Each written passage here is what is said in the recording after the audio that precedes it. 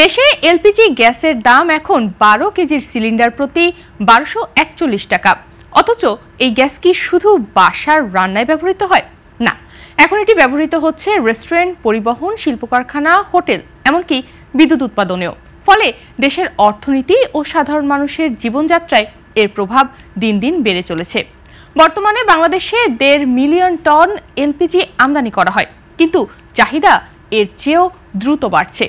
বিশেষজ্ঞদের হিসেবে 2030 সালে এই চাহিদা হবে 2.5 মিলিয়ন টন, 2041 সালে 5 মিলিয়ন টন আর 2050 সালে তা পৌঁছাবে 10 মিলিয়ন টনে।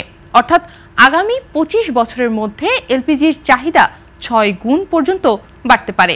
তবে মূল সমস্যা এখনো রয়ে গেছে, সেটা হলো এলপিজির দাম কমানো এখন এক বড় চ্যালেঞ্জ।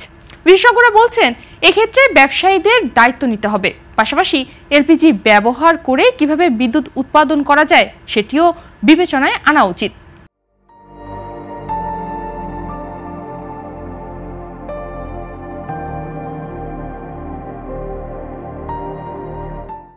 বিইআরসি অর্থাৎ বাংলাদেশ এনার্জি রেগুলেটরি কমিশনের সর্বশেষ ঘোষণায় অক্টোবর মাসের জন্য 12 কেজি সিলিন্ডারের দাম 1270 টাকা থেকে 29 টাকা কমিয়ে 1241 টাকা নির্ধারণ করা হয়েছে। একই সঙ্গে অটো গ্যাসের দামও কমিয়ে লিটার প্রতি 56 টাকা 77 পয়সা নির্ধারণ করা হয়েছে। এর আগে 2024 সালে এলপিজির দাম 7 বার বেড়েছিল এবং 4 বার কমেছিল।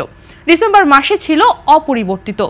বিইআরসি জানিয়েছে অক্টোবর মাসের জন্য দাম নির্ধারণ করা হয়েছে সৌদি আরামকো প্রোপেন ও বিউটেনের গড় আন্তর্জাতিক মূল্য অনুযায়ী, যা প্রতি মেট্রিক টন 482 মার্কিন ডলার হিসাবে ধরা হয়েছে। বিশেষজ্ঞরা বলছেন দেশে এখনো এলপিজি সরবরাহের আধুনিক অবকাঠামো তৈরি হয়নি। উন্নত দেশগুলোতে পাইপলাইনের মাধ্যমে এলপিজি সরবরাহ করা হয়, কিন্তু আমরা এখনো সিলিন্ডার নির্ভর। তাদের মতে অবকাঠামো তৈরি করা গেলে চাহিদা আরও বাড়বে। বিশেষ করে ছোট ও মাঝারি শহরগুলোতে পাইপলাইন সরবরাহ চালু করা অত্যন্ত জরুরি। অন্যদিকে নিরাপত্তা নিয়েও উদ্বেগ রয়েছে। চলতি বছর 580টির বেশি সিলিন্ডার দুর্ঘটনা ঘটেছে, যেখানে ক্ষতির পরিমাণ প্রায় 20 কোটি টাকা। এ বিষয়ে সচেতনতা বাড়াতে প্রাথমিক বিদ্যালয়ের পাঠ্যপুস্তকে এলপিজি নিরাপত্তা শিক্ষা অন্তর্ভুক্ত করার প্রস্তাবও দেওয়া হয়েছে। দেশে বর্তমানে আমদানি করা এলপিজির জন্য পর্যাপ্ত টার্মিনাল নেই। এজন্য মাতার বাড়িতে ইস্টার্ন রিফাইনারি লিমিটেড ও বিপিসির যৌথ উদ্যোগে একটি বৃহৎ এলপিজি টার্মিনাল নির্মাণের কাজ চলছে, যা সম্পন্ন হতে 5 থেকে 6 বছর সময় লাগবে। এই টার্মিনাল চালু হলে আমদানির খরচ কমবে এবং স্থানীয় বাজারে এলপিজির দাম আরও সাশ্রয়ী হবে বলে আশা করা হচ্ছে। এছাড়া 2টি 1 লাখ মেট্রিক টন ধারণ ক্ষমতার টার্মিনাল নির্মাণ পরিকল্পনাও রয়েছে, যদিও সেটি বাস্তবায়ন করবে বর্তমান সরকার নাকি পরবর্তী নির্বাচিত সরকার তা এখনো অনিশ্চিত। বিশেষজ্ঞদের মতে বর্তমানে প্রতিকূল পরিস্থিতির মধ্যেও এলপিজির ব্যবসা টিকে আছে। অনেক অপারেটর লোকসান গুনেও এলপিজি বিক্রি করছেন। এ খাতের উন্নয়নে সরকার, নিয়ন্ত্রক সংস্থা ও বেসরকারি খাত সব পক্ষের সমন্বিত উদ্যোগ প্রয়োজন। এলপিজি খাত এখন ভর্তুকির বাইরে থাকায় ভোক্তারা বেশি দামে গ্যাস কিনতে বাধ্য হচ্ছেন। অন্য সব গ্যাস খাতে ভর্তুকি থাকলেও এলপিজি খাতে তা না থাকাটা বৈষম্যমূলক বলে মনেও করা হচ্ছে।